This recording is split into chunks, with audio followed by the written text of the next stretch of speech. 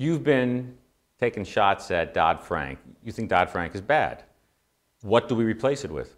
Okay. We repealed Dodd-Frank, but we separate commercial banking from the rest of financial activities. We bring back Glass-Steagall.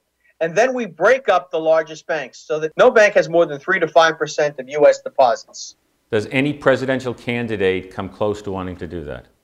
I haven't heard one say they would do it. How about Ron Paul?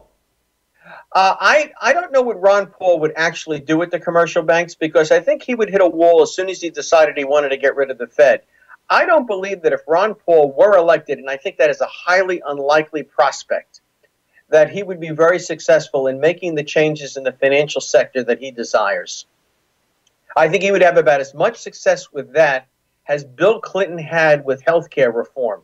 Remember, Mr. Obama got what he wanted on health care reform because he had a special moment, a supermajority in the Senate. What about the Fed?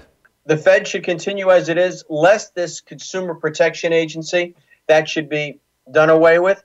And instead, consumers should be protected by the Federal Trade Commission and other agencies that were already there. The problem wasn't regulation and watchdogs. The problem was folks not doing their job. And this is why I have so much trouble with the Obama White House and Nancy Pelosi's minority in the House of Representatives, who increased federal employment so much. We have people tasked with doing those jobs. They weren't doing them, just like the problem with BP in the Gulf. Get them to do their jobs. If they're not doing them, fire them, replace them. Don't just create another agency. That agency over at the Fed was created for the express purposes of creating a job for Elizabeth Warren. It's as simple as that. It's Chicago patronage politics gone national. One of the most basic problems with Barack Obama is he was never mayor of Chicago. He was never governor of Illinois. He never ran for anything. He never ran anything but to run for public office. And now he simply doesn't have the experience to get it done.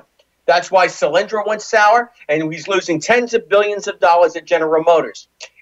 When it comes to economics, the White House is a junior achievement project at an underperforming high school.